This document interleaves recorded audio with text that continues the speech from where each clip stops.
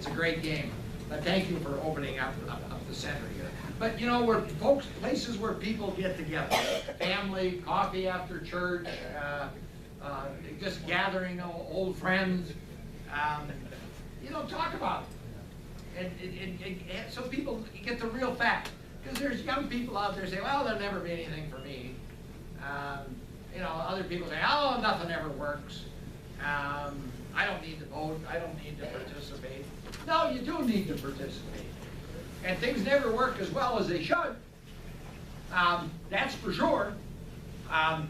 But they only work as well as, you know, we're willing to stand up and advocate and get behind people we think make sense and are headed in the right direction.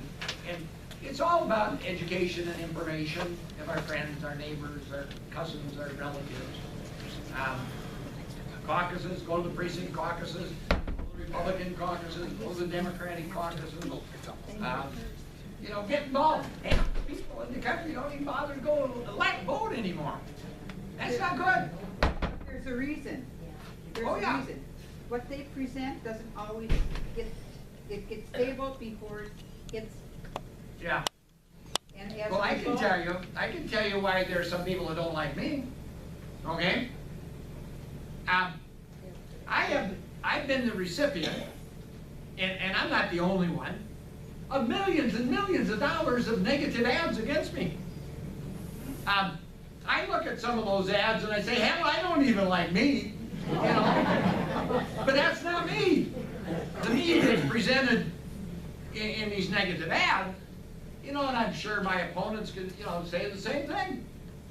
And all this negative advertising is driving down people's confidence in the system.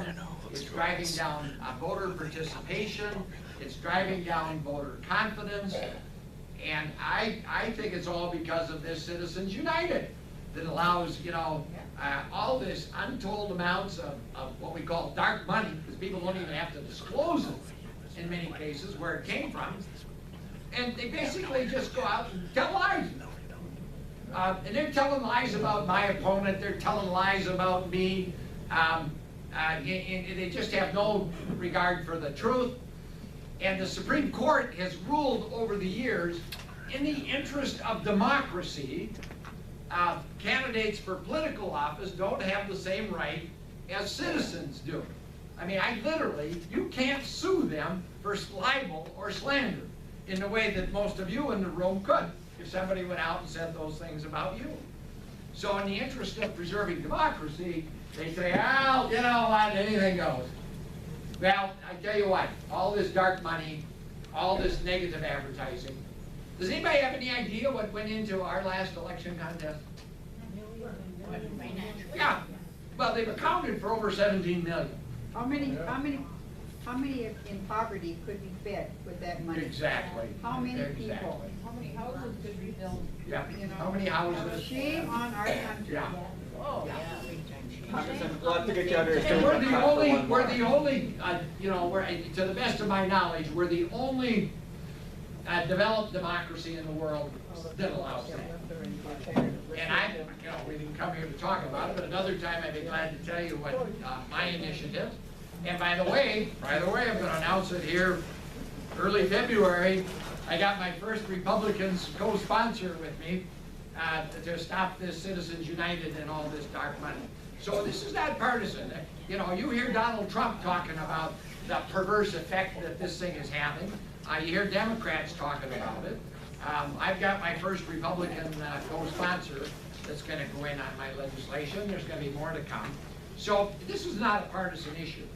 We got to take all this terrible dark money out of politics. It's perverting public policy. It's destroying people's confidence in the system. It's discouraging good candidates for running for public office. It's just having so many damaging effects on our society, our system, and our politics. We got to stop it.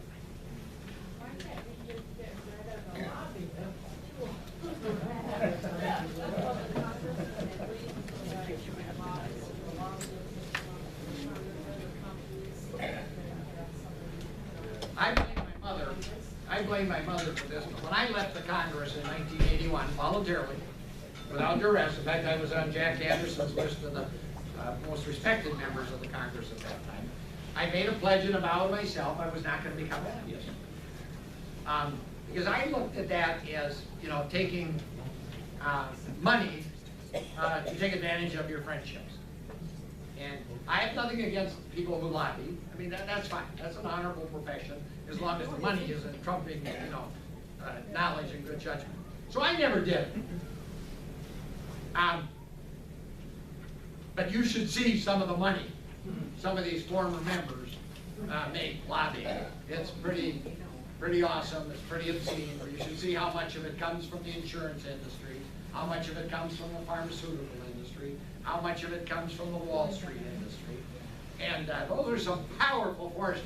And don't ever disregard the impact that has on the outcome of everything we do in Washington. Congressman Nolan, people ask, why didn't you do something for me? I'm here standing, I'm a member of a retiree group that you have gone to the end of the world for. You've been there for us, you're doing everything in your power to help us. With the Teamsters, we stand to lose half of our pension because of another deal that was done in the dark of night. We're having a meeting tomorrow morning at 10 o'clock at Holy Family in the West End, and we're going to try to do something about it.